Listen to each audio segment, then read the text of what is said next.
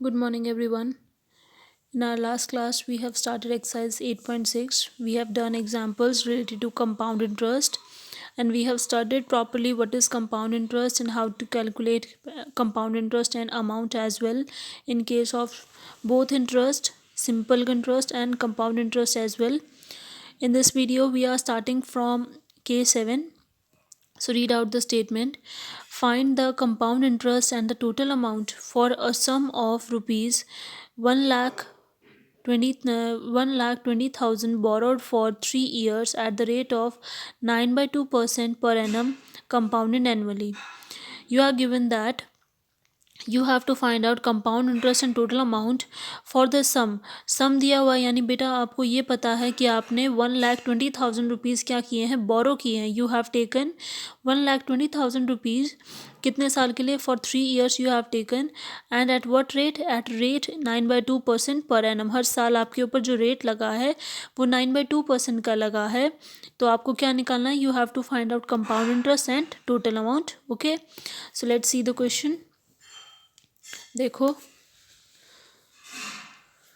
यहाँ देखिए बेटा, हमें पता है कि जो हमने बोरो किया है वो हमारा क्या है, वो हमारा प्रिंसिपल है, यानी हमारा principal is ₹1,20,000 we can say, and the time period which for which we have borrowed the money, the time period is 3 years, yani we can say that the value of n is 3 years and the rate at which is on us at every year annually जो हम पर लग रहा है वो क्या है, 9/2% हम पर रेट लग रहा है.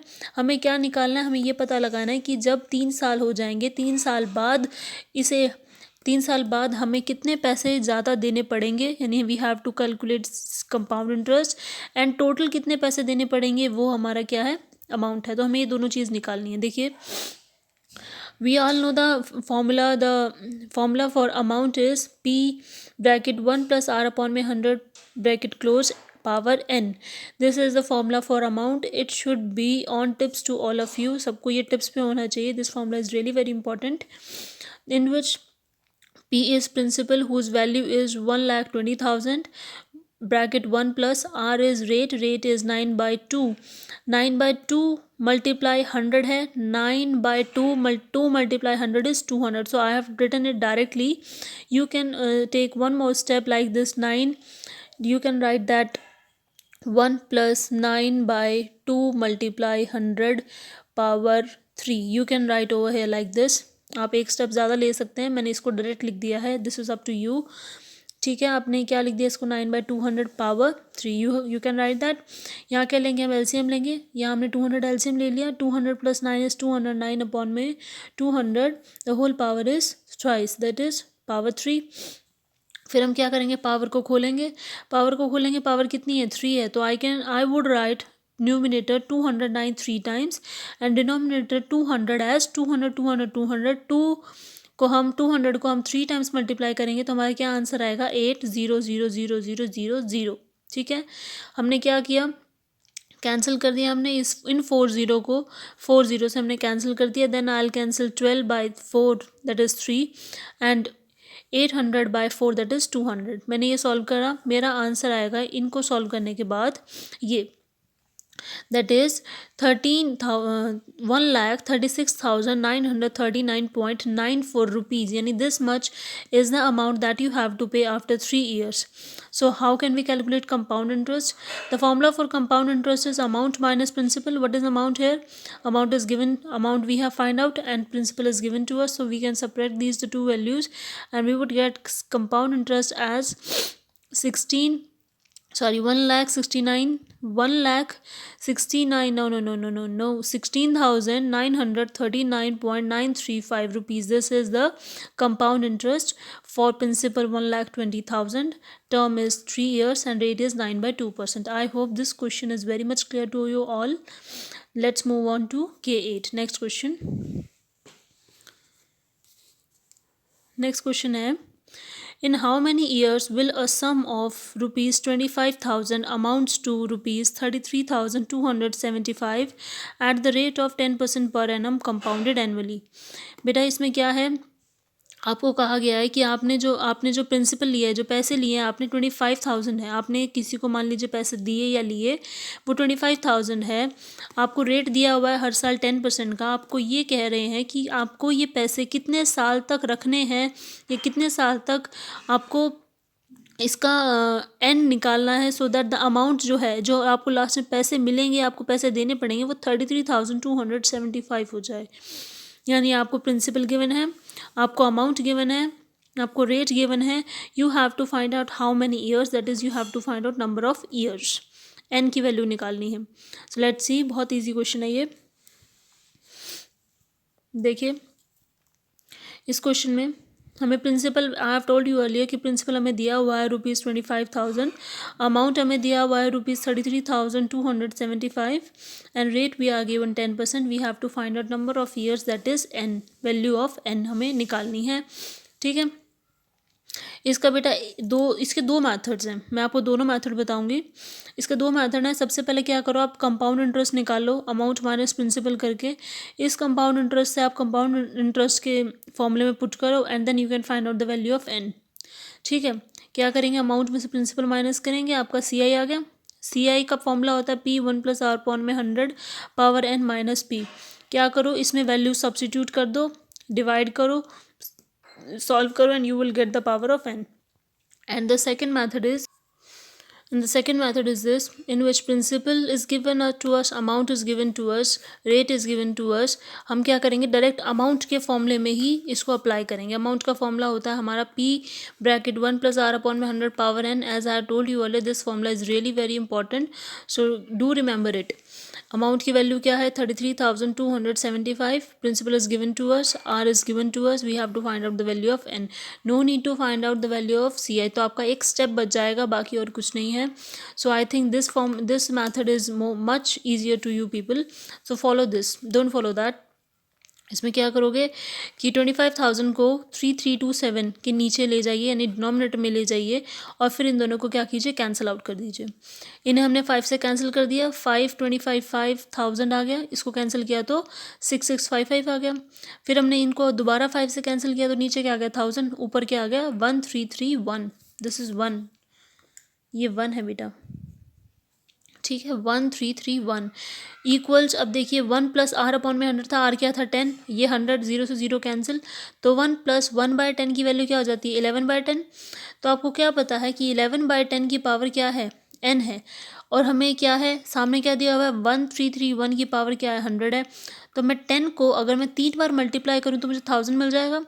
सिमिलरली मैं 11 को 3 बार मल्टीप्लाई करूँगी तो मुझे 1331 मिल जाएगा। So that I can write them as 11/10 की power 3। I can write it. So 11/10 की पावर n है, इक्वल्स 11/10 की पावर 3। तो आई कैन राइट कि powers are also same, if basis are same then powers are same by the law of exponent. So n की वैल्यू कितनी आ गई, 3 years। ईजी था, I hope it must be clear. ठीक है, let's move to next question. Next question is question K9. Nishi's salary increases at the rate of 10% per year if his annual salary is rupees 80,000 in 216. In which year will her salary become a 6-digit figure? ये कह रहे हैं एक लड़की है निशा, उसकी salary हर साल 10% के रेट पर बढ़ती है। अगर उस 2016 में 16 में उसकी सैलरी 80,000 थी, तो बताइए कौन सा साल में कितने साल बाद उसकी सैलरी 6-digit फिगर होगी। What is the meaning of 6-digit figure? 6-digit figure means कि वो 6 digit में होनी चाहिए, यानी कि 1 लाख उसकी सैलरी कब होगी। यानी हमें अमाउंट दिया हुआ है 1 लाख, हमें सैलरी उसकी दी हुई है, यानी प्रिंसिपल दिया हुआ है हमें 80,000, we are given rate that is 10% and we have to find the value of n, that is how many years. ठीक है, ये हमें दिया हुआ है। चलिए अब देखते हैं इसको। देखो, we are given the value of principal 80,000, amount is given to us as 1 lakh, that is 6-digit figure, rate is 10%, and we have to find. बेटा बिल्कुल इसी की तरह होगा जैसे हमने K8 किया था, बिल्कुल वही फंडा इसमें अप्लाई करेंगे, बस इसमें वैल्यू सब्स्टिट्यूट करेंगे और n की वैल्यू फाइंड करेंगे लास्ट में जाकर। ये क्वेश्चन आप खुद करेंगे, दिस इज़ योर होमवर्क, ये आपका होमवर्क है, ठीक है। ये मैं आपको नहीं करवाऊंगी, ये बहुत ईजी है, बिल्कुल सेम K8 की तरह होगा, ठीक है। Just try it by your own. Let's see question number 10. This is very last question of your chapter number 8. This is last question, so read it out. In how many years from now will the current population of the cities given below cross 1 million if the rate of growth is 5% per annum? A part है, अगर city ए की वो है population है वो है 8,70,000, ये कह रहे हैं कि कितने साल बाद सिटी ए की पॉपुलेशन जो है वो 1 मिलियन को क्रॉस कर जाएगी।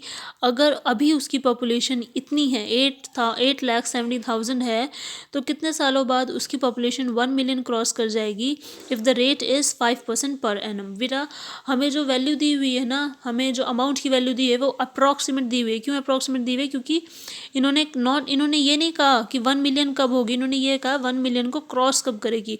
सो हमेशा ध्यान रखिएगा, इन जो हमारे क्वेश्चन का जो आंसर आएगा, जो टाइम पीरियड आएगा, वो भी हमारा अप्रॉक्सीमेट ही आएगा। आपका आंसर बिल्कुल भी एक्यूरेट नहीं आएगा, आपका अप्रॉक्सीमेट आएगा, ठीक है। मैं आपको बताती हूँ कैसे। देखिए हमें रेट दिया हुआ है 5%। इन ए पार्ट सिटी ए के लिए हमें प्रिंसिपल दिया हुआ है 8। प्रिंसिपल कितना दिया हुआ है? देखिए 8,70,000 हमें प्रिंसिपल दिया हुआ है। अमाउंट हमें दिया हुआ है 1 million, which I can right like this in the zero term, ठीक है। मैंने क्या किया, इनको फॉर्मूले में सब्स्टिट्यूट किया, that is amount equals P1 plus R upon में 100 पावर n। मैंने इसमें इसको सब्स्टिट्यूट कर दिया। अमाउंट की वैल्यू ये है, प्रिंसिपल की वैल्यू ये है, 1 प्लस R की वैल्यू 5 अपॉन में 100 पावर n। n की वैल्यू फाइंड करनी है हमें। इसको क्या करेंगे, इसके बाय में ले जाएंगे, 0 से 0 कैंसिल। इसको देखिए 5 और 100 कैसे कैंसिल हो गए, 20 से। 1 प्लस 1/20 क्या हुआ, 21/2। 21/2 की पावर n। अगर 21/2 को आप सॉल्व करेंगे तो आपका आंसर आएगा 1.05 की पावर n। और आप इन दोनों को सॉल्व करेंगे तो आपका आंसर आएगा 11/50 something. This is approximate value. So if you will calculate the under root of this, you will get approximate the value of 1.05. So I can write कि the value of n is 3 years approximately. This is approximate value of time कि approximate 3 years के बाद जो है वो city ए की population 1 million के cross जाएगी, ठीक है। I hope you people understand, समझ आ गया होगा। इसका बी पार्ट देखते हैं हम। इसका बी पार्ट देखो, सिटी बी की बात कर रहे हैं। सिटी बी की अगर पॉपुलेशन अभी है 7,80,000 पॉपुलेशन है अभी। रेट दिया हुआ है 5% which is same, and at the last the population must cross 1 million. So I can right amount equals P1 plus R upon में 100 power n। The value of amount is 1 million, value of P is 7,80,000। Cancelling the zeros and solving this, I would get 1280. That is 1,280 equals 21/20 की power n. On solving these terms, I would get the value of 6 years approximately. ठीक है, ये भी क्या है, आपकी approximate value है, ठीक है। आई होप ये समझ आ गया होगा। This is done with your chapter. Chapter 8 is complete from my side, from your books, ठीक है। हमने चैप्टर 8 कंप्लीट कर लिया है पूरा। अगर किसी को कोई डाउट हो then you can ask me in the doubt session, ठीक है। हर मंडे को होता है डाउट सेशन आपका, आप कर सकते हैं। And let's do some extra questions करते हैं। चलिए कुछ। I have written one question for you बच्चे. This is extra question from my side. Just write by your own. That Ravi lent rupees 64,000 to Shekhar. Ravi ने 64,000 rupees Shekhar को दिए हैं at 5% per annum. The rate is 5% per annum, compounded semi-annually. जो पैसे का rate लगा है ना बेटा, वो semi-annually लगा है, ठीक है। After what time Shekhar would pay an amount of rupees 68,921 to Ravi to repay the loan। यानी कि ये कह रहा है कि अगर rate 5% per annum semi annually लगा है, then you have to find out how much time after, कितने सालों बाद जो शेखर है वो रवि को 68,921 रुपीज़ देगा ताकि वो अपना लोन चुका सके। ठीक है, क्वेश्चन समझ में आया आप सब लोगों को? आपको क्या दिया हुआ है बेटा? आपको प्रिंसिपल दिया है 64,000, आपको रेट दिया हुआ है 5%। आपको बस इसमें फ़र्क क्या है, एनुअली ना हो के सेमी एनुअली है। ये मैंने आपको ऑलरेडी बताया था जब मैंने आपको कंपाउंड इंटरेस्ट इंट्रोड्यूस करवाया था कि जब हमें रेट जो है वो सेमी एनुअली दिया होता है तो हम क्या करते हैं, रेट का हाफ कर देते हैं और टाइम का डबल कर देते हैं। अब हमें टाइम पता नहीं है, हमें टाइम निकालना है, हमें अमाउंट दिया हुआ है, तो अब आप इसको अपने आप करेंगे। ठीक है, ये आपका होमवर्क है, just try it by your own, try it. ठीक है, करिए इसे, कोशिश करिए, नहीं होगा then I will solve this question in your doubt class. ठीक है, best of luck all of you, thank you so much.